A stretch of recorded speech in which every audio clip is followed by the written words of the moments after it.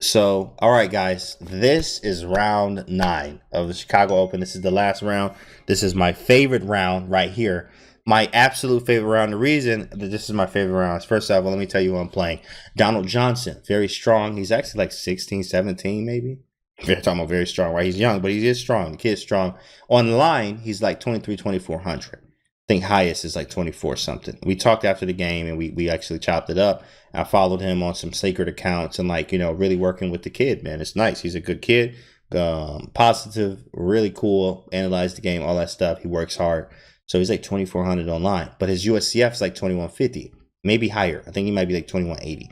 But he's strong, and he actually hit some big dogs, at least stronger than him in the tournament. So we get to round 9, right? I'm playing with the black pieces, and I knew, again, you get the pairings 15, 20 minutes before the round starts.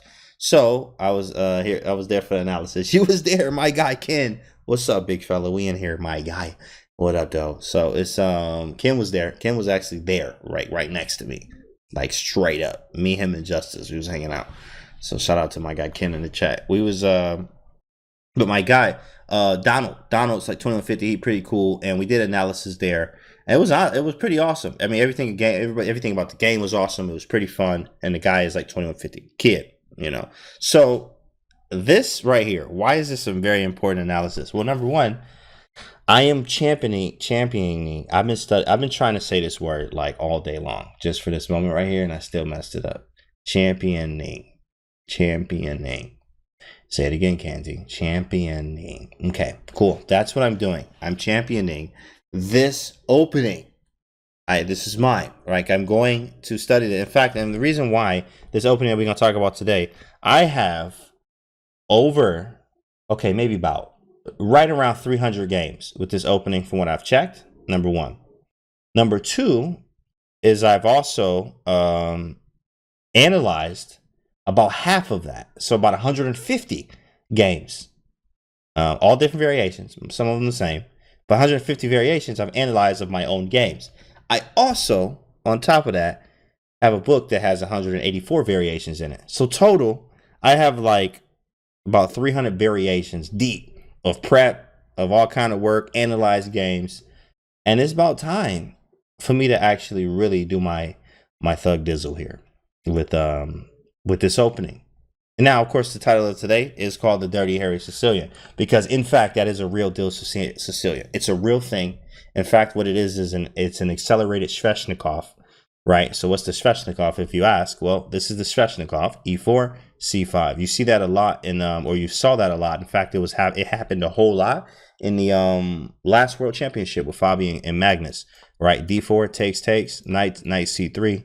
Okay, or it's knight f6 first, knight c3, and then e5 is the move here. E5 is traditionally the move you would play right here. You can also go into a classical open Sicilian with e6, right? There's many ways you can go, but e5 is generally the Sveshnikov. Now, of course, just like how you have a dragon and an accelerated dragon, you have a Sveshnikov and you have an accelerated Sveshnikov is what I call this. Now, of course, it is called the Dirty Harry Sicilian, something literally made last year. Believe it or not, a Sicilian created in 2021. Don't even make sense in a way. And first time I played this, let me tell you a little bit of history about this opening. In fact, first off, let's get to it. This is actually what happened in the game. E4, right? I go C5, knight f3. And when I was doing my prep for him, I know that he did play, H3 lines. I've already played the Najdorf twice in this tournament. I have played the Najdorf 2 times already, both of them ending in draws. So this one, I saw what he played against Najdorf, and I was like, I don't really like the H3 lines as much. I'm not as booked up on these anyway. With that being said, I'm just going to try to hit this man with the Dirty Harry. Why not? So we go knight c6, inviting the ROSSOLIMO, which is extremely annoying. I now play the anti-ROSSOLIMOs, which is queen c7. I'm pretty booked up on it. I'm studying it literally like every day because this is an annoying thing. I have really big problems with the ROSSOLIMO, but now queen c7 gives me some very cool anti-Sicilian type things or anti-ROSSOLIMO type things. So he didn't play this, and I saw in the repertoire that I did a check of his, he didn't play ROSSOLIMO. He played d4 against the Sveshnikov lines with knight c6. So snap, right? All book. Knight f6, I go knight c3. After knight c3, now everybody in the world is expecting e5, except a very few small amount of people on the planet that will play this move right here, h5, inspired by Alpha Zero, right? First off, inspired by Alpha Zero. Secondly, with all the analysis that has been done on this opening, it is irrefuted. Believe it or not, there is no way to refute this weird h5 move.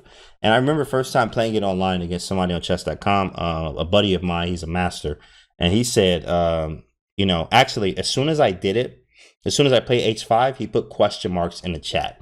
Imagine that. Like, he put question marks in the chat. And I was sitting here laughing because I'm like, if you putting question marks in the chat, well, you ain't going to be, you know, putting these question marks when you realize I done got over 190 variations of theory with this h5 move. So don't even, you know, them question marks going to be looking like, you know, upside down smiles in a minute, right? This ain't going to be looking good. All right, it's going to be very, very bad for you, big fella. So I play h5. h5, the idea here is basically, think about this. In the Sveshnikov Sicilian, when you play e5, they're expected to play knight b5, knight b3, knight f3, knight f5. There's so many moves they can make, and they know what to do. But when you play h5, it's more of a waiting move, but also a weird move. And psychologically, when somebody pushes the h-pawn on you, what are you thinking about? Oh, snap, they're going to try to run this down and be annoying to me. They've never seen this before also. And you also have a bigger edge because you just know it better than your opponent. So h5 is a very psychological but also move that does work, especially for the person that's prepped. And like I said, I got over 300 variations of this that I have studied, right? Of this opening right here. There's so many ways. There's a bishop b2 line. There's a bishop g5 line. There's a knight takes line. There's a bishop c4 line. There's a bishop f4 line. There's a queen, no, queen f3 happens after takes. There's a g3 line. There's an h4 line. There's an h3 line, right? There's a bishop b5 line, right? I've studied this a lot. And I have a lot to it, man. So this is the opening that I will be playing. And I have a lot of secret material. This is why I'm able to tell you this, because I got secret material that you just don't have access to. So, but I am telling you that I am playing this opening. And this is the round. I played h5. He played h3. So in the post-game analysis, I'll ask him, like, why did he play h3? I just wanted to see where his head was. And he was like, yeah, I mean, logically, it just kind of made sense. And honestly, this is what he played anyway, actually, in the night orb. So every Sicilian that he's looked at, he's actually played the h3 lines. This is what he's done. So this is already familiar to him. It also stops knight g4, which is a huge idea. My man's got Jedi secrets in the come on, Creek City. Come on, Dave. Don't do it to him. Facts. So h3, right? Knight g4. Also, I actually missed a move. Bishop e3. I just won a game literally today. No lie. On one of my secret accounts, I was playing, and the man played bishop d3, and he got smashed. Knight g4 and shut the door for the score, right? It's a rapster. Bishop e3, you're already in trouble. So with that being said, h3 does stop knight g4, so I can't do this anymore, which is one of my favorite moves to make, but that's okay. So h3, now, after he's made the move, now we play the e5 move, going to Sveshnikov Sicilian territories. After knight d to b5, he's now hitting the d6 square, and literally this is theory, straight off the head theory. A lot of times this is transpositions because h3 is just played early, but usually it's played later anyway, so it's just more of a transposition than anything else. After knight d to b5, we play d6, and he goes bishop g5. After bishop g5, all right, chat, you know how we do. It's on you. Black to move. Well, how are we doing this thing? This is about to get crazy. It's about to get very, very nuts through here. Knight g4 would Saudi Khan's go with yeah. Well, he really would though. Not even think twice. Bishop e6 from Don't Mess With Me. You got that CHESSABLE course, didn't you? Copyright violator. I have went through it. I have gotten it. I have absorbed it. And then I played 300 games and then analyzed them. And then uploaded that. That's how much I done did with a copyright violator. Queen a5, a6, kick the knight. a6. a6. Pretty simple. Pretty simple, guys. a6, which is one of the main moves. Knight d5 will be black, and in fact, knight d5 is for white. Knight d4 is for black here. Bishop e7, yeah, correct. Yeah, bishop e7 is a move as well. a6, so Don't Mess With Me has a line of a6, knight a3, and then b5, knight d5, bishop e7, bishop takes a6, g takes f6. a6 is typical. What's up, Mickey? What's good? So a6, he's giving this line here. He's giving this line. He's giving this line. This is the line he's giving here. And then takes. And this is totally a line, Sveshnikov to territory for sure, with h5, but this is too Sveshnikov. This is pure Sveshnikov is actually what they'll call it in the book.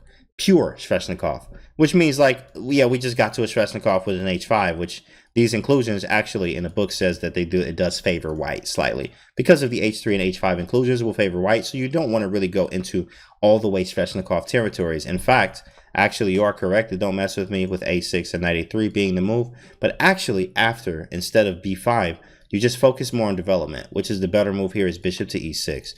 Bishop e6 is much stronger. I'm not going to capture here, but I'm also still fighting for d5 in many cases. And a lot of times, if knight d5 happens, I've caught many players like this online. Knight d5 seems like a natural move, but in fact, you drop a pawn already. Snap, snap, queen a5, and we live, big fella. Appreciate the generosity. I'm going to snap that off twice.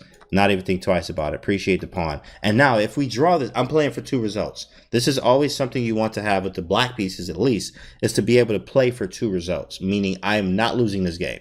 I'm either going to win or draw the game. That's what playing for 2 results mean. So here, yeah, I'm up a pawn, but it's not that easy. In fact, yes, I'm up a pawn, but the engine says it's minus 0.34, which is half a pawn, basically, even though I'm up a pawn. But practical, playing a human, I'm up a pawn. And psychologically, they have never played against this Sicilian before. Not the h5 one. Now they're down a pawn, and you know, they start to make bad moves in these kind of situations. So that doesn't work. Knight d5 doesn't work. So bishop e6 is almost like a bait move for knight d5. Doesn't work, but I played bishop e6. And he just plays knight c4, which is logical. The moves you will make, usually, in the Sveshnikov Sicilian. So he's just kind of following the line.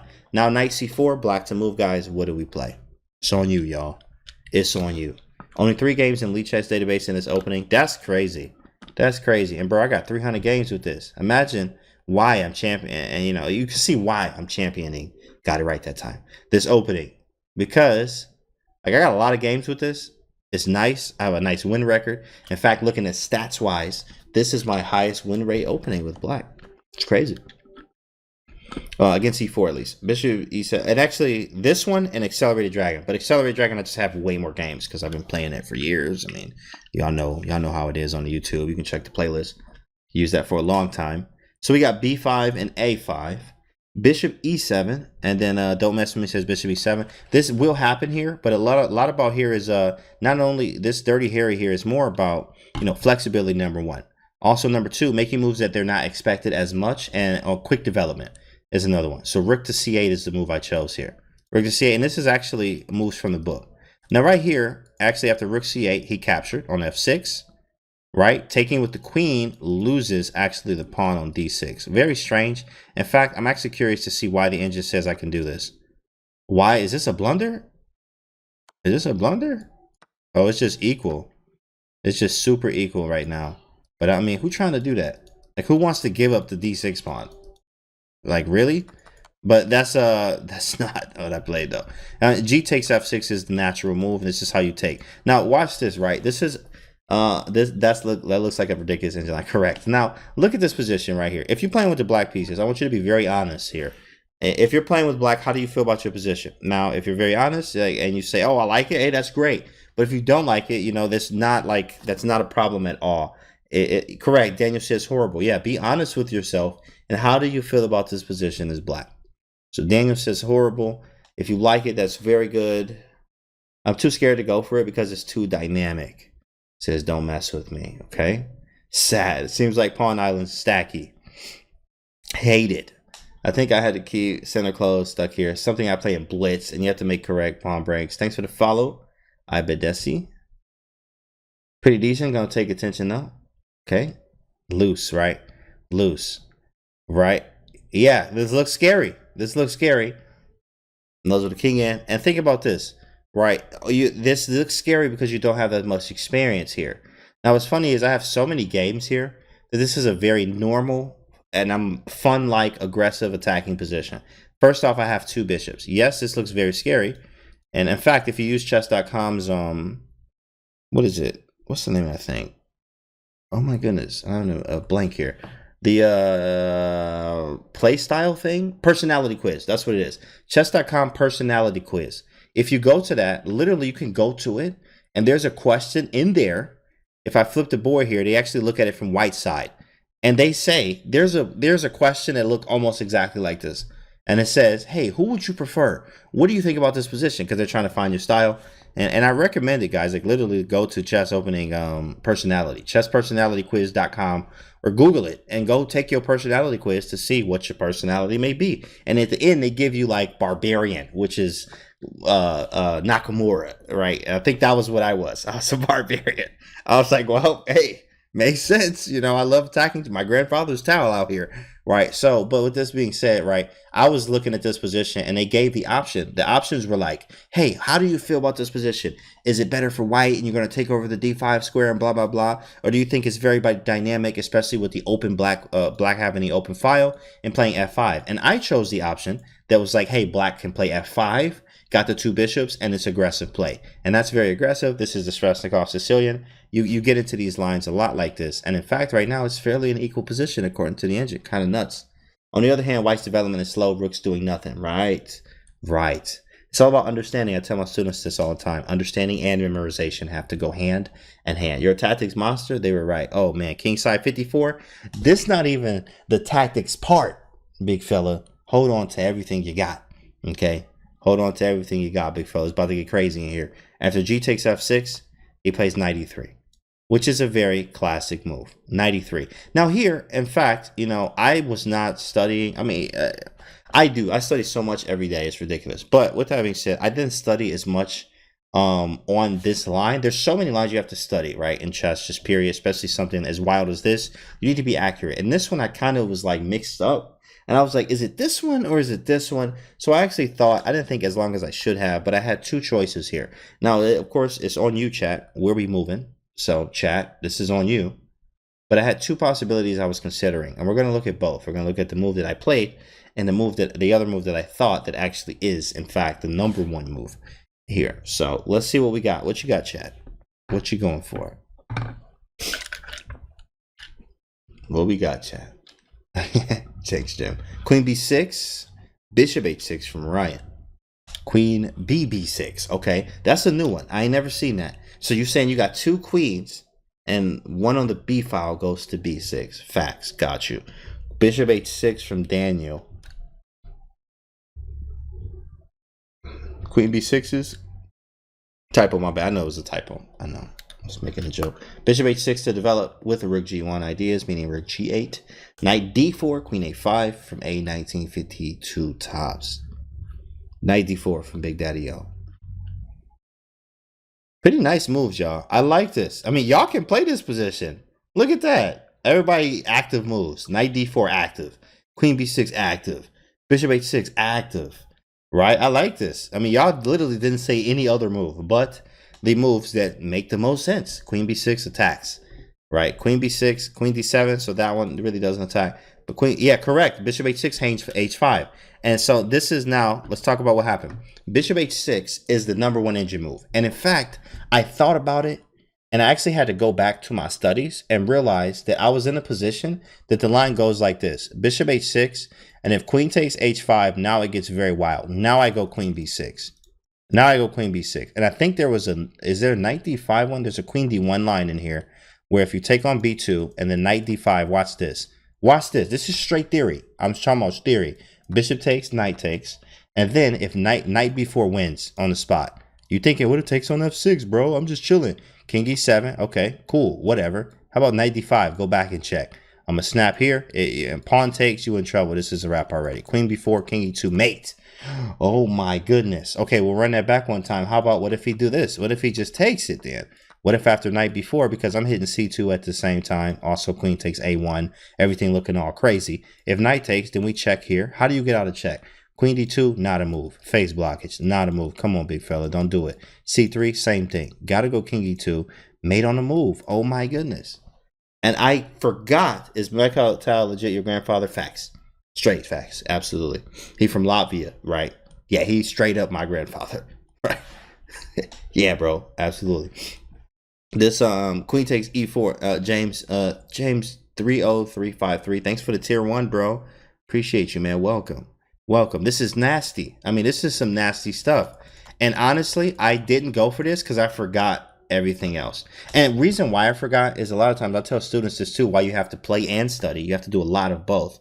is because when you study a lot but you don't play it a lot, when it happens to you on the board, you may have it and don't even know you have it, and you might forget it. And that's exactly what happened here. Instead of playing bishop h6, I couldn't remember what to do after queen takes h5.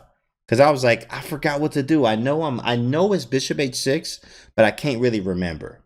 So what I did choose was knight to d4, which is in fact an error. And after he played bishop d3, I now was like, oh man, I was supposed to play bishop h6. Because now knight d5 is extremely annoying. So now I'm like, dang, what do I do? So now I had to kind of really figure this out. I had to go off the head. And this is still, you know, they give white +1 here. But you always have to remember, I tell my students, have 2 evaluations. Human, you got it. As a human, how does this look? And as an engine, how does this look? The engine gives this +1 for white right now. Just +1, right? Cool, +1 for white. Nothing wrong with that. But what happens is you'll see +3 in GM games, super GM games sometimes, right? It ends in a draw, or sometimes it reverses. And that's because your humans are playing. They don't see every single move. So yeah, it's being +1 for white. But in fact, that's in fact a very equal position. In many ways, a lot of things you still have to do. But I learned from this game that bishop h6 is the more accurate, not knight d4. So now, but the game has to go on. So after bishop d3, guys, black to move, where do we go? Let me catch up with the chat. It's amazing. His game, pure epic art. Yeah, let's go. Chess Negotiator, thanks, man. Welcome to the stream. Amen. Thanks for the follow. Welcome. So, yo, where do we go? Black to move, y'all. This is nuts. I love this theory because this is some of the wildest theory I've ever seen. In fact, there's some lines in my analyzed games where I'm sacking a rook on like move 7 or 8. I'm sacking a rook, but his queen's trapped, and I'm getting the queen and also mating in certain other lines. I'm talking about some nut stuff. This is why you have to work with the engine, right? The engine helps you a lot these days, but it also takes prep, and you have to have a higher level of understanding of chess, which takes experience, studying certain books and asking certain questions, coaching, all these other things. But at the end of the day, hey, this stuff can work when you have the right stuff behind you. We got queen a5, bishop takes h3, which is not a move, bomb diggity. Don't block with your face, big fella. This is a family channel. Queen a5 I did consider. Rook g8 I did consider as well. But in fact, I said, you know what, bro? You know what? Man, I'm about this life. Let's see if you about it, big fella. And I played bishop h6. I played bishop h6 and dare him. I dare him to take the pawn. I'm like, take the pawn. I dare you to take on h5. I dare you to take on h5, young man. Stared at him real hard. I was staring at him. I was like glaring at him. As soon as I made the move, waiting on him to take this pawn. Staring as hard as I possibly could, uncomfortably, at him. I really didn't know, because that's just weird. Hippie Space Jam, thanks for the follow. Lady Lowski, what's up, girl? Yo. What's up, Lady Lowski in the chat, y'all? Hey, Lady Lowski here. What up? Let's go. What's up, girl? Telling me you call him staring into his soul, right? So I really didn't do that, but I did dare him to take the pawn, and guess what my man's did? Oh yeah, hey, look, Lady Lowski. We always give a big shout out to the women in the chat, of course. Y'all hold it down. Underground Queen is another queen in the chat, Lady Lowski. So another one. You know, we always keep track of that. Wouldn't it be interesting in everyone's memorization? The prep could be erased from all engines. That would be interesting, Chess Ninja. But it would be so annoying at the same time. Mr. Charm. Yeah, funny, right? So, guess what your man's did? He looked right back at me, and he took the pawn as he looked at me. And so we staring at each other all weird and awkwardly. Really, we not, though. Like, we really not. But I always like to imagine that that's exactly what happens. You play your matches flexing to throw them off. To throw them off. No, in fact, no. I always usually have a short sleeve shirt on, and I'll have a hoodie, or sometimes I'll have a suit coat jacket and stuff like that, chilling. Because sometimes you hot, sometimes you cold in there. Lady Lowski with the 5-piece and the biscuit, the 5 in live. Let's go. Wow.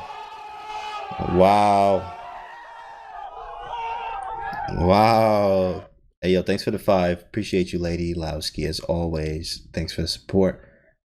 So, you smooth, Canty. Thanks, Joe. My guy, Big Joe. Pistols high on here. Yeah, that's a 5-piece. That's a 5-piece from Lady Lowski. So, he took it, bro. He took on h5. Yeah, hoodie and suit clothes is classic. Correct. Because it get cold in the playing hall. And if you got a short sleeve shirt on, bro, you get cold and you need to be able to focus. So, you know, sometimes I had a short sleeve shirt on and like out there chilling. But it'd be cold in there. So you need to have a hoodie for eventually to put the hoodie on. Or the jacket. By Tabino. Thanks for the follow. Turn up, right? Yeah, turn up. So, Queen takes H5. It's on you all. And guys, this is probably my most fun game. This isn't my favorite game, but this is my most fun game, I would say. But the favorite though was of course that's in the Charlotte IM tournament 2014. I think I've analyzed those games too in my YouTube channel. Make sure you guys are just checking the playlist. It's somewhere in there, the Charlotte's. Not the most recent Charlotte one. There's another one I think I have in there. JP Ham 2006. Thanks for the follow. Welcome to the stream, bro. Black to move, y'all. Where are we going? This is nuts. He stole the pawn. He took the pawn, stared at me real hard, flexed on me, and walked away as I'm making my move to figure out what to do next. Black to move, y'all. What do we do? This is about to get crazy here. I want you to think outside the box here. I want you to think outside the box and really come up with a big boy plan because it's about to get nuts. It's about to get nuts. In fact, I found one of the 3 engine moves here. Let's see if anyone in the chat can find those as well. We got rook takes c3, bishop c4 from Black, not a move. King e7 from Ryan. Pin the knight with queen a5. We have castles with JP Ham. King e. Oh, I saw that one. King e7. Will you do best move video for chess.com? Like I already did that. I think I did. I think I already did that. My best move. Yeah, you can just check. Bishop takes e3. Yeah, bishop takes e3. Just going for it. You know what? Just do it. Take it. Queen b6. King e7. Knight takes c2. Bishop e7. That's crazy. Like, no one has even said the top 3 moves yet. No one. That's so crazy here, right? You have to think outside the box a lot in these kind of openings. Top 3 moves have not even been on the board yet. Well, because nobody said it. That's it. That's it. JP Ham just got it. He was the last one to get it in. B5 is one of the moves from the engine. But I didn't want to play B5. In fact, I am looking. I was like, you know what? First off, I had to realize I'm a Jedi. You know, I went to the school of the Jedi. I have trained very hard for very, very long in a hyperbolic chamber with some other Jedi. So I done did my thing there. That's number 1. Okay. Number 2 is this is a very wild opening. So I shouldn't be looking to play just regular looking moves. You know what I mean? Like b6, b5, regular, and not too outrageous. Like bishop takes e3. That's too outrageous. That's blocking with your face. Start a new game. You might as well resign. Get up quietly. Go back to your room like you done. This is a wrap. That don't work. So, you know, what else do I do? Queen a5, like I could sack, but it doesn't feel correct. And the intuition, and when you get feels for things, your intuition gets better as you just, you know, get better as a player here. Nev Patel, what's up, bro? Welcome to the stream. B5 was a little strange. And I also was like, well, I want to be able to take this, but I can't. And I'm also a big advocate for many threats in a row. I am a big fan of that. I tell my students this all the time. Here's the lessons, by the way, right there in the chat. Grab you some of those. But my students know a lot that we actually try to make threats as many times as possible in a row. The more times you do this, and even at the higher levels when this happens, it's more devastating. So the more that you can make threats in a row, this is a quick lesson. You know, you can send my PayPal in the chat. You can send it right over to that. When you actually, you know, when you make threats, it's very hard to play someone that threatens you every single move. Think about that, right? So the more you get threatened, the more you have to defend, which means I have to make more threats. So now I'm looking across the board to make really strong threats here. And in fact, now after I've been talking here, and we told you that b5 wasn't the move, king e7 is not the move. In fact, 2 people have gotten it right. Since I've said it, it was JP Ham, I think. No, sorry, it was Nev Patel and Don't Mess With Me. I did like this. I put my hand up in the air like that with the wrist and everything. And then I grabbed the piece and I didn't even look. Okay, I did look, but I didn't even really look. I was kind of staring at them the whole time. And I played. Y'all ready for this? King d7. Drop the mic. Drop the brain fuel. Drop it. King d7. Like, I played King d7 in this game. And sat back. King d7's on the board. Like a madman. Not caring about life. Not caring about nothing. You don't want to play a guy like this. You don't want to play a guy that will play King d7 in the OTB game and still be ready to hit you with everything I got. You know, 2 across the body with the saber on. It's a wrap. Did you hold a follow through like jump shot? Right. King D7 and just like squeeze it in there, twist it into the board, twist it 7 times exactly, and then hit the clock. Freeing up the queen. Thanks for the follow, fishy eyes. King D7, bro. I play King D7. Straight facts. Not even thinking about it. And actually, that was my first move, was to play King D7. Because I was like, you know, I want to keep this interesting. And also, here's the logic behind King D7. I play King D7 because, number one, you know, I want to get some king safety. I'm laughing because, yo, I'm trying to get some king safety, my guy. So I play King D7. Like, how does that even sound? That's why I'm laughing. That was just kind of funny to me. Yeah, I'm trying to get some king safety, number one. So I play King D7. Like, that don't even make sense. But I'm actually trying to get my king over here at one point. Right. So eventually, if things go sour and I need some real king safety, I can actually run to this side of the board where it's pretty nice. And now, where's his king going to go? You always have to think ahead of time. In chess, the greatest planner and calculator, obviously, but the greatest planner is the one that's going to have very, very good games. Because you have plans. You have plans. So if the moves may not work out, how does it look overall for the plan? So the good planners are the ones that do the best in chess games here. So I had a plan of like maybe just running the king if I absolutely have to. I also thought about where does his king go? Going this way, that's kind of, you know, it don't look that fun actually doing this. You also casting like right into that. And then if he castles this way, I mean, look at the file, H3, like, you know, where does your king go? So I thought about this. Well, yeah, my king move looks extremely strange, but I also made a threat. Remember, I could not take on A3. That's not a move, big fella. You block in with your face. You might as well resign as soon as you take on E3. So bishop take King D7 now threatens bishop takes E3. It's the defended rook. The rook is now defended. And, you know, this is why when you study a lot of openings, you need to study a lot of games and a lot of variations that come with it. Why? Because here, my next move tells you how much I have studied this opening. My next move, because I knew that this was going to happen, he played Queen D1. And because I have so much experience, remember I told you before we looked at this, I told you guys I got 300 games with this opening, and I've studied and analyzed about 150 of them, on top of 184 variations of theory already that comes with this opening of the Dirty Harry.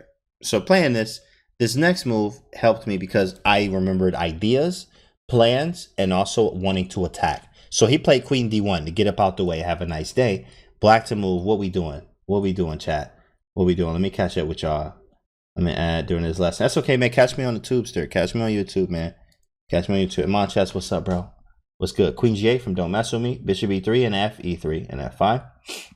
Now he hit E3. Makes sense with the queen locked on the other side. Linking up to 8th rank. King side castle smells. Yeah, correct. King D7. Right. I mean, King D7, boy. That was just a move for him. Queen G8. Faux cheesy. We got Rook G8. Queen G8. Thanks for the follow, Chris Poker. Rook takes C3. Bishop takes C3. Okay, he can move a knight to D5. Correct. I'm not afraid of that, though. Queen H4 from Hockey Hair. Actually, just Bishop Queen B6. Okay. Bishop E3. You can bring the Rook to C8. I'm playing. King C6. RC Eduardo says, yo, King C6 for king safety, fam. And then bring that boy around this way. That's so funny. Queen G8 messes up his castling. Queen G8, haven't slept in 3 days. I'll stop typing. You all good hockey here. In fact, you know, I want you to have the ambulance on speed dial, and you need to go to sleep right now. So please don't be over here doing that over here on this stream. Thank you very much. Appreciate it. Queen G8, Bishop F4. All right, here it is. In fact, you guys are right. The Queen G8ers, you're right. Queen G8, boy, it's on the board. Nasty move here. Now watch this whole line. Bro, I'm telling you, I love tactics. Tactics win games. I study so much every day. I'm telling you, your man's is ready for the big boy titles, right? So watch this. King F1. I was thinking King F1 was his best move. Because if not, anything else is stupid. Rook G1, I snap on H3. Appreciate it. Thanks. Yeah, my king looking crazy on D7, but so what? Like, this game already nuts enough. Like, it's literally nuts. His king's actually in the center, and these pieces only look good. They only look good. Okay, yeah, you can go knight D5, and, like, I'm just kind of chilling, right? You know, maybe take, you know, this is not going to work out for him. With that being said, so you have King F1 as a move, and also maybe Queen D2 trying to castle. So if King F1, oh my goodness, bro, I was expecting King F1. I was so ready to play this sequence. Watch this. So what I showed here, what I calculated, was bishop takes e3. Now, of course, Tal is my grandfather. So do you think I'm about to move this knight? Right? DJ Nails, yo, appreciate the 2 months, bro. Appreciate you. So with Tal being my grandfather, bro, do you think I'm about to move this knight? Right? He gonna be real mad at me, right? I just can't. That's not a thing that he would do. So I got to do what he would do. This is my first time here. It's already my favorite stream. Batabino, what's up, dog? What's good? Tal wouldn't move that night. Of course, he would be like, sack the queen first. And if it don't work, so what? Right? You know, in a way, kind of. But what I calculated here was queen g3. And you're like, queen g3? What is that? What if he just takes the knight? What if he just takes the knight? And this is all I saw. This was all through calculation, right? OTB. I'm calculating this. So I'm like, if he takes it, now I'm snapping on h3. Oh my goodness, it's about to get crazy. It's about to get nuts, right? So what if he just takes it? If he takes it, then I have rook g8. Rook g8. Bam. So now I'm hitting mate in a way. Not mate, but I'm hitting g2 and picking up the rook. So he needs to try to stop me from doing this. How do you stop me from going to this square? Besides, okay, moving the king. King e2, got to check. You go back, I'm snapping. You go forward, oh my goodness, this is a family channel. So let's back that boy up. Okay, how about queen e2 or d2? Doesn't matter how you do it. I'm going to take right here. Now I'm hitting the rook. I'm hitting the rook. That means you have to do something about it. Either move it, which you can't, or takes, and then I hit you here. Hit him. Splitting, right? You know, splitting. And this was about to get nuts here. In fact, this might be a little bit different. I might have to check him here. I saw something like this. But king f3, my queen's hanging, but his is hanging too. So let me actually see what would be better right here. After rook takes h3, am I okay? Oh, it's just crushing. Jeez. So after rook takes, I'm supposed to just take back right now. Queen g1 is actually trouble. But taking right now gives this +6. Or -6. -6 right now. King f2 is mate in 4. King e2 is -6. That's crazy. So with that being said, I saw this. I saw most of this, right? And then here, so I saw him playing something like, okay, he gonna take. I'm gonna take on h3. Well, what if he goes queen d2 instead? Like, what if he just chills on queen d2? Then I got rook g8 anyway. Now I'm hitting g2. I mean, this is nuts. Like, I'm thinking all of this, right? I was so ready. And if he plays rook g1, take it anyway. Bro, I was so hype about this. I was so hype. So if rook takes, I check him on the back rank, GG, right? Okay, and then if queen takes, if queen takes, and I think I had queen f4 check. I think I had queen f4 check, and this is what I had. This is what I was going to go into, and then we was going to go here, and I even have rook h1. Now this is wild. I mean, this is very wild, and I say this because like he got 3 pieces for the queen. He got 3 pieces for the queen, which should be enough a lot of times, but here, I mean, this is strange. Like, you know, this could be draws. Like, maybe I get these pawns. His piece coordination isn't there. But I was ready. I was ready. How long was you in the think tank? About 15 minutes, 15, 20 minutes. And I thought about all of this because you have to look at every possibility after king f1. So after king f1, I was ready for this. And he didn't play king f1, but I was so ready. In fact, king f1 was a critical test because queen d2 is, in fact, not a move. Queen d2 is definitely going to be pretty good for black. And after queen d2, which he played, well, here we go, y'all. Here we go. Black to move. What we doing? What we doing? Queen d2, Tal. Gotta sack the bishop then. What about castle instead of king f1 and give h3 to play g4 to chapter bishop? Oh, no. Oh, no. You blocking with your face. Hold on. You talking about right here? Castles? Have you lost your absolute? Oh, you have. You have. There's no way. Like, I don't even know why I asked you. You have lost your absolute in every way, shape, and form. This is not a move. You don't castle into this. And in fact, I'm about to remove the defender off of e3 as well. So this is going to be a problem. And if you play g4, okay, yeah, you lock the bishop in, right? And then we just snap on e3. Have a nice day.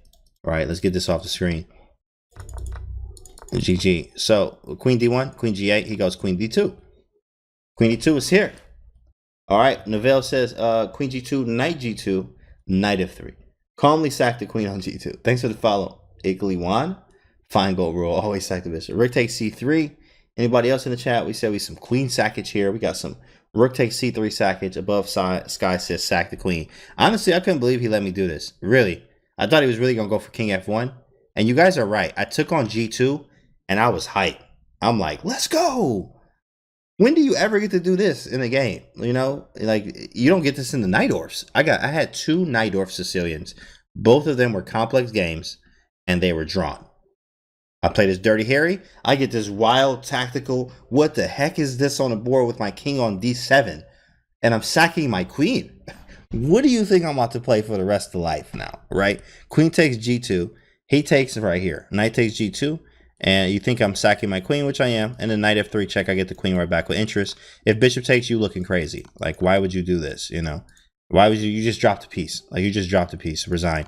So knight f3 gets the piece right back. He steps up. And when he played this move right here, f4, I actually calmly panicked. Calmly. But I panicked. I panicked right here. Because I was like, yo, f4, I actually didn't see this. Not only is he about to play f5 on me and trap my bishop, but my knight has now lost the disconnection to the bishop. Oh, snap. Oh, my goodness. This one of those, man, you know what? This young dog, I'm about to flip this board. What will happen if I flip this board? That's when you start thinking about those kind of things. What would happen if I just flip this board in front of everybody? No, I can't do that. I can't do that. Yeah, don't do that. And then you talk yourself out of it. Right? Silent panic attack. That's right. Rook g8. Says rook g8 in the board. Some people say rook g8. Just take that thing right. No flipping it, right? Right. Do you have e takes f3 check? Knight e3. Rook g8. Rook g1 f2. Oh, that's a nice line there. Don't mess with me. Very nice. It's all about move orders, guys. All about move orders. Check this one. Check this one. So I play rook ace to g8. Don't do it, Canty. Don't do it to him, Canty. He got a family. Right. Yeah. So I went with this rook. I went with this rook because the c file, I might need it. I don't know. I might need it for something. So I kept, you know, we always choose the wrong rook a lot of times. But this rook I chose because I was like, you know what? This one may still need something. And the reason why I did this, well, now f5 is just obvious. I just take on g2. Right. Easy.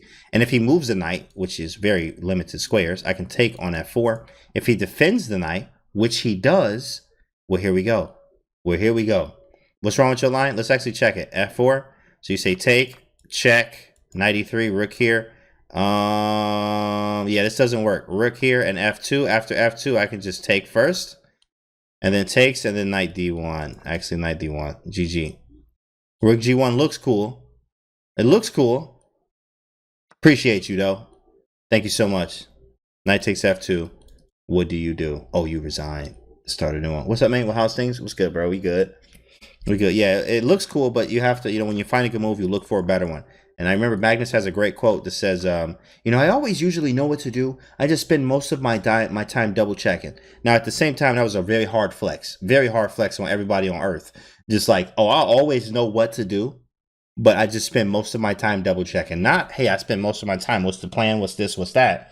I already know what to do. I just spend all of my time double checking that I'm not blundering and I'm correct. So when you find a good move, look for a better one in these situations. So pawn takes, I could do it, but is there a better move? So of course I looked for that, a better move. It's not no way. I gotta get out of here. Enjoy your night, everyone. I appreciate you, Jared Show. Thank you so much, bro. So I moved the rook over. Bam. So now I'm hitting g2. Now watch this. He plays rook g1. Oh, he's done. Oh, he's done. He takes f4. Now I take it. Thanks for the pawn ski. King takes, and now black to move, guys. How do we finish this? Is it f3? What do we do? What do we do here, y'all? Rook takes g2. We got f3. Yo, thanks for the follow. Appreciate that. That's Trom Bennis 99. Thank you. Thanks for the 16 months. Checkmate the great. What's up, bro? What up, big homie? Rook takes g2 and f3. Rook takes g2 is correct because f3 is actually just a transposition into what we just looked at and why it doesn't work because knight e3 is now blocking and I can't take anything. So rook takes g2 is a big boy move. Hit that man with a move. Oh my goodness. Snaps. Thank you. Appreciate it. He takes it back. I play f3. Bam. And rook g5. He actually goes rook g5 and I knew that this week he would probably play this. I mean, he was stronger. Like he is stronger than his rating. So I knew he would probably play this. Because rook g5 is, if he moves around and his pawn's closer, and then I'm playing rook here, like this is, like if he moves the king, this is just easy, easy one. So he needed to find a way to make this pawn kind of stay here. So he played rook g5, which is a very clever move. And I have two ways of taking, and I did choose the right one. In fact, you would think, you know, I just noticed I had triple pawns this game. Like I was so into like what's going on, I didn't even notice until weeks later that I had triple pawns in this game. Like when do you ever get that? Only in the Dirty Harry Sicilian.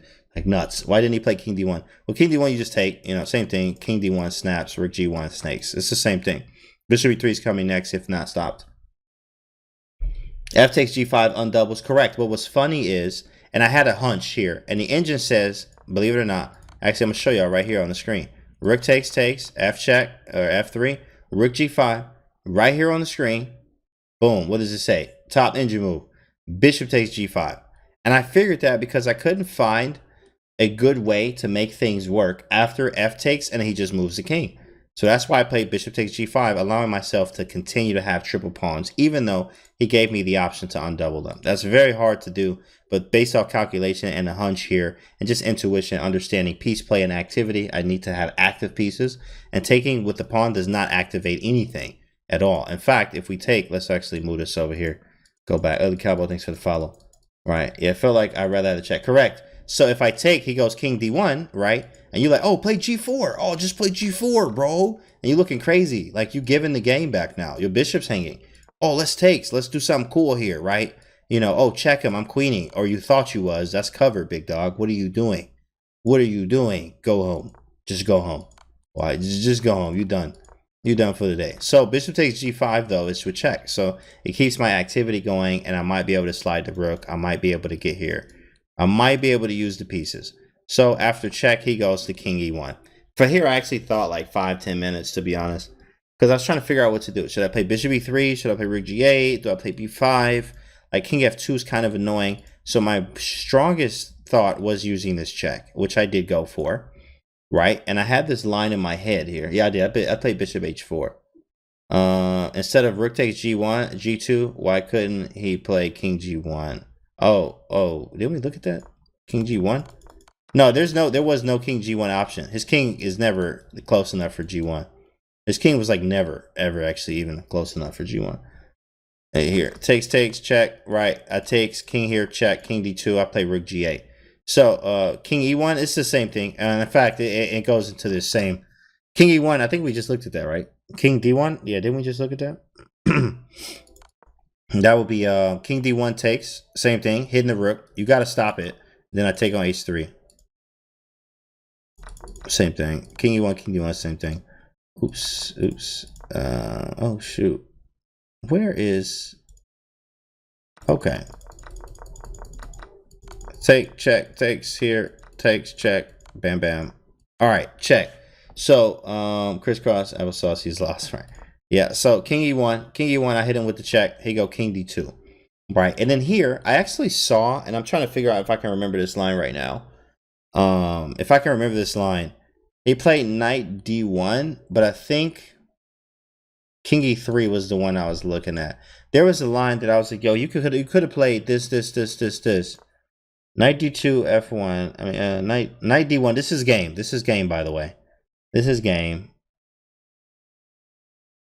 Am I just winning here now? Now I'm just winning. But there was a way. I think it was King E3.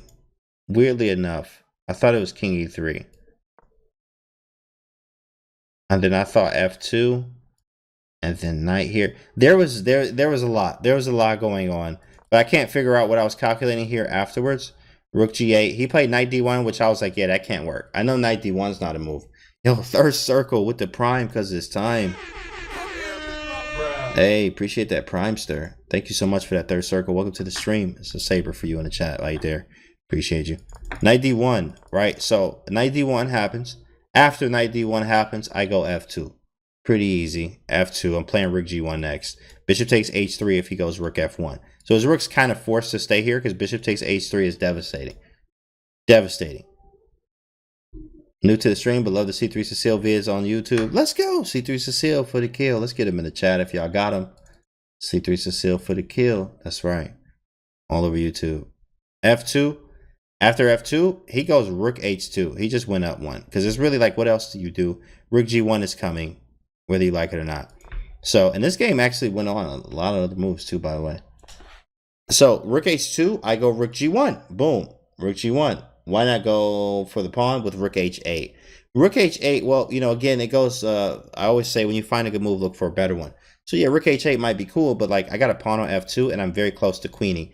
If I can queen, I win, right? So you're trying to look for the better option. Opinion on delayed c3? No, I just go for it because there's options in the delayed c3 that they can choose that you can't choose, and the regular c3 Sicilian. It's like I'm not a big fan of it. Not a big fan. It can happen though, but not a big fan.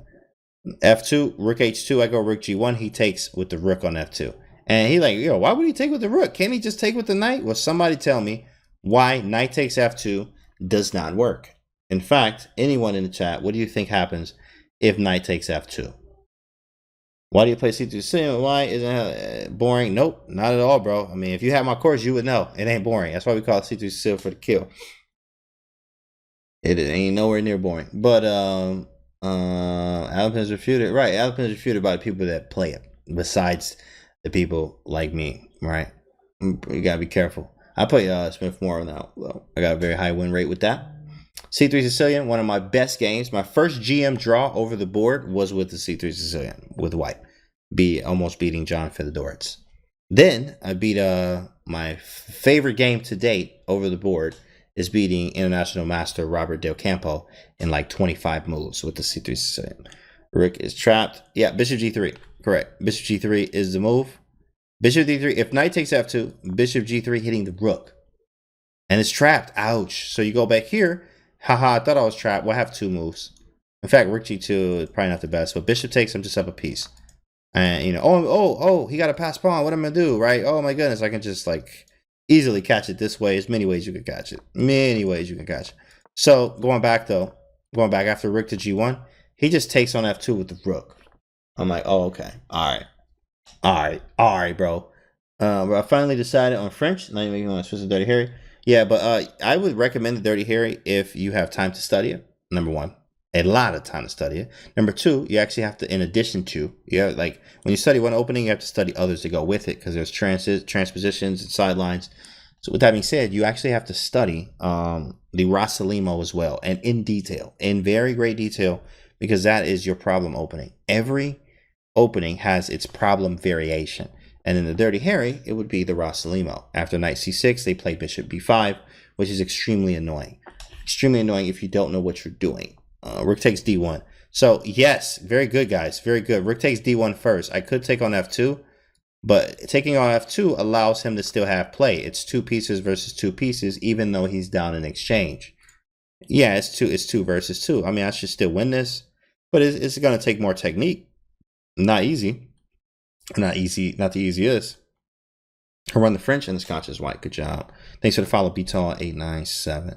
What do you do against 2, knight f6? If e4, c5, c3, knight f6, I go e5. If they go knight d5, I go d4. Takes, knight f3. And now you can go the knight c3 option, which I used to play, of course. But now, of course, in the newer ways, you have to play bishop c4. When they go knight b6, you go queen e2 with the idea of bishop b3, playing queen e4, slowly playing bishop c2, knight c3 later. It's a very, very deep theory into it, especially with the newer theory that Johan Christensen has some new theory in those lines with the bishop c4 and playing the c3 Sicilian for the kill that I like to play with the early bishop d3. They play it a little bit differently, or he does, playing bishop c4 and slowly going back to d3 after a quick castles. It's pretty strange, but it still works.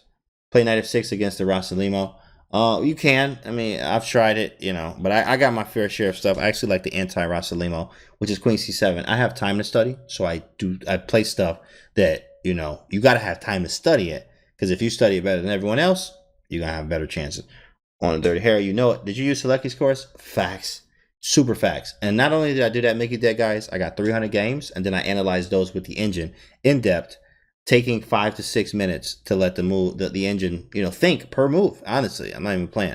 I really went off with the study there. So I got some nuts lines there. Nuts lines. This opening is nuts. Oh, this super nuts.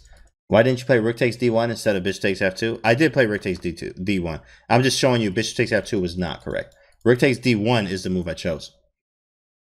Yeah, someone better visualization. You drop like 20 moves like nothing. It happens from experience. A lot of experience, bro. A lot of experience and a lot of study. A lot of study. Hey, Lady Lowski gifted. Yeah, you got gifted, bro. So in this game, I did play rook takes d1 because I can get the extra piece. Why not? And honestly, he just played on here, as you should. I mean, some of this stuff are the hardest to do, is playing on in a position like this where you're completely losing. It's extremely hard. But he did. He played on to the finish, literally the whole game. Mainly a C4 player, though, yeah. I have to change from accelerated to hyper accelerated. I play ROSSOLIMO myself, so I didn't want to face it with black. Yeah, hyper accelerated, you play G6. Yeah, you want to play G6. In fact, go to my YouTube, click on the hyper accelerated dragon playlist. You catch it right there. It's fire. I got, I think, 20 videos in there. Maybe 20. One of them, I got 23 videos. If not, I got 15 in there. 8,000 moves to review. Let's go, Mickey there, guys. Let's go, man. Let's get it. So I'm up a piece. This is clockwork. In fact, this is an opening success. The Dirty Harry has worked. Now, at this point, this is just a matter of technique. So I'm going to show you the rest of the game here. But I had 3 times playing the Sicilian in the Chicago Open. 2 Najdorf Sicilians. You would think that you know your Najdorf and they're just, oh, I'm playing the Najdorf. I'm playing the Najdorf Sicilian. Like you just hold a badge. Like you get a super, big trophy sent to your house. Like you're a Najdorf player. Like great job. That's how it feels, right? When you play the Najdorf. And I'm playing it good, playing it over the board, right? And I got 2 draws. I played a Dirty Harry 1 time, first time OTB, and I get this. Oh, what? I should have been doing this, right? So we Dirty Harry for life. In fact, like I said before, I will be championing this opening. Thoughts on a Dragendorf? It's fun if you know your stuff. In fact, any opening, not any, but many of them, more often than not, you know your stuff. You in there for real. V Chestnuts, thanks for the follow. You're a Najdorf Harry. Yeah.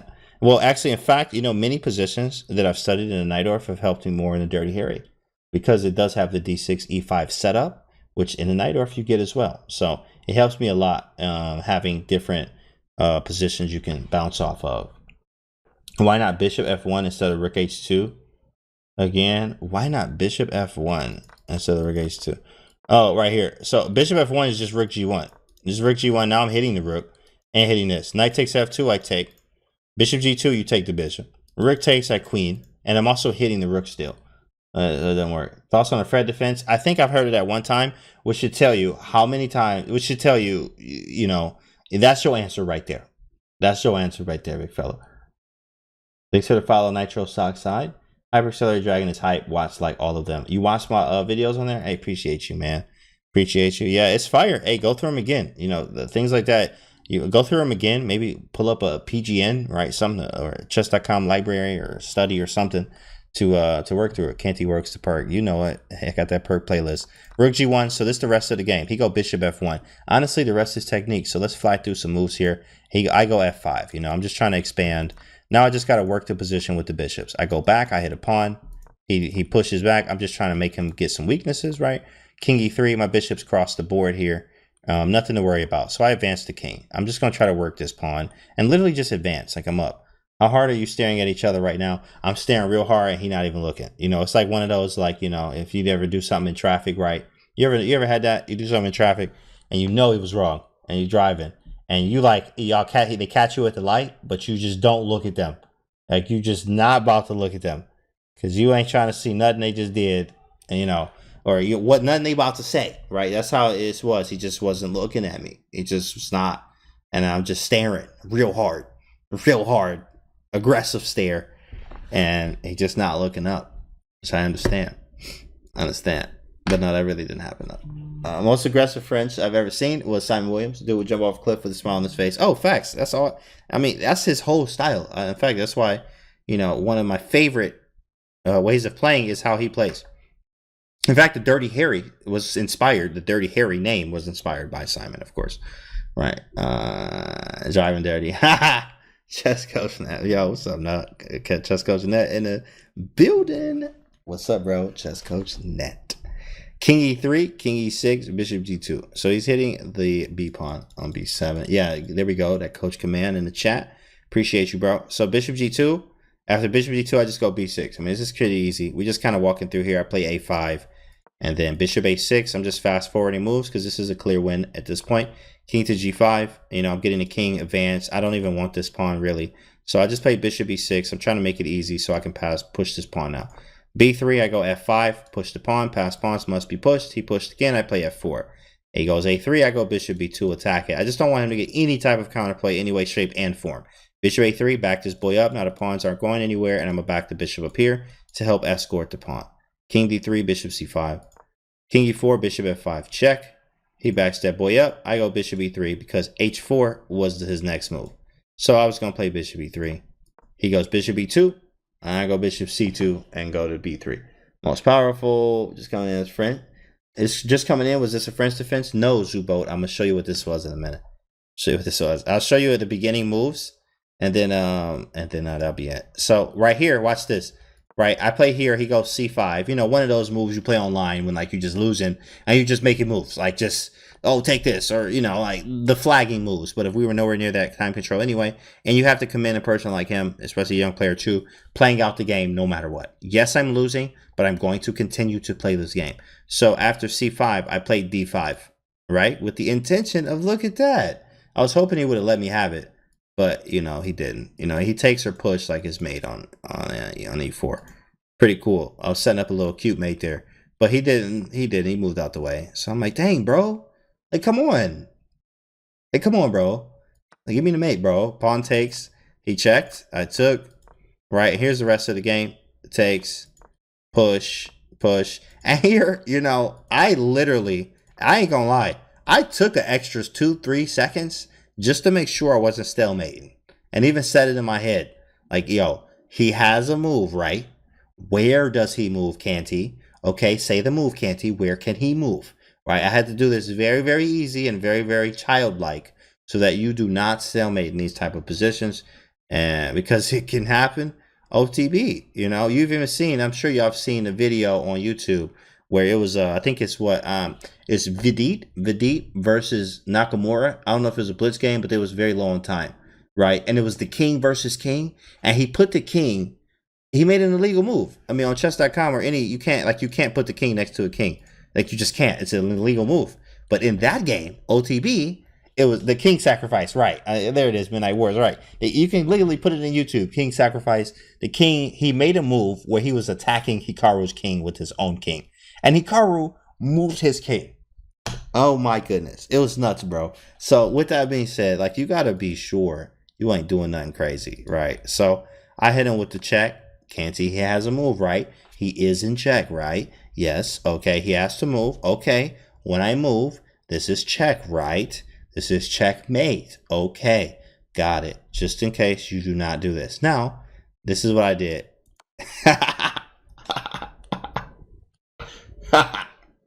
Yeah, I did that. I played bishop g1. I'm always that guy to like, what is the mate options? Okay, I want that one. What's the easiest one? What's the hardest one? Right? I'm always the guy that wants the hardest one, unless I need to make it easy if I'm in time trouble. So I'll play bishop g1 mate. Vidit's legendary king sacrifice, right? Yeah, you mean, bro? You're right. You're right. That wasn't uncalled for. But I did play bishop g1 mate. How did he react? Oh, he was, I mean, he was, you know, a little, he wasn't like super angry, but he was just definitely frustrated. Of course, he lost the game, and he wanted to look at it afterwards, and we looked at it. He had great attitude after that. Young kid. He's probably like 16, maybe 17.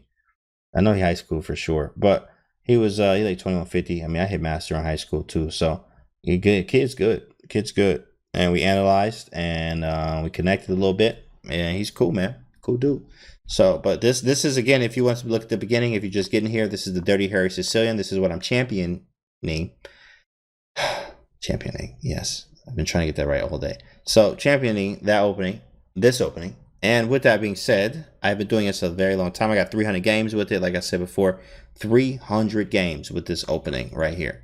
You would think right here, oh, Shrestnikov Sicilian, E5. And then I play H5 and they looking crazy. And you done already took your man's out of book. And I got 300 variations. And you out of book? Oh, you out of book? And I got 300 variations here? Who you think gonna win this one? By 95%. A lot. Right? Taylor Hulahan. Thanks for the follow. Welcome to the stream, Taylor. You showed the younger how it's done, huh? Yeah, I mean, you know, hey, look, I'm a very wise Jedi. You know, very wise Jedi. Just put out the saber. He hit me. You know, I'm showing him how to do it. You know that Neo move, right? With the hand, and like I'll start one arming you, you know, showing you like, all right, hey, big dog, I'm doing this with one arm. You're gonna have to catch up to me, my guy. Right. Why was this reaction? What was his reaction with H5? He actually didn't react at all. He didn't react at all. And you actually should. Maybe in his head, he probably was like, what the heck is this? That's how most people do this. In fact, when I play H5 online, every single time I do it, Every single time I do it, there are, and I'm playing on secret accounts now too. So if y'all ever go to my GM Canty accounts, guess what? I ain't playing on them because like people starting to know mine. People starting to like, yo, man, hey, I got a prep for Canty. That Saber real hot. I heard about what he did to my guy, right? You know, kind of thing. People will prep for you. That being said, you do need to have other accounts. So I have other accounts that I'm working and championing the stupid word this on, bro. And working on it really, really hard as possible. So every day, play all your moves with your left hand, flex on the right. The Saber hot, cross the body 2 times, he drops. Easy work, Mikey B. Easy work. High level, thanks, bro. Appreciate it. How much of the chess would say is preparation? How much is just instincts? Oh, that's a great question. I would say 50-50 for me, but that's a great question. That's really a good question. But again, guys, this was round 9 of the Chicago Open. This was fire. This was the Dirty Harry Sicilian, the start of something big for me. Again, I played Najdorf twice. I played Sicilian 3 times in this tournament. 2 of them, I got a draw. Najdorf Sicilian. The one time I played Dirty Harry, I get a dub. You know, I'm going Dirty Harry, and I'm learning it as much as I possibly can, going through all my material 3, 4, 5, 10, 20 times. And then y'all gonna see more of this. Y'all gonna see more of this. Great game, big man. Love it. Appreciate it. And this was round 9 of the Chicago Open.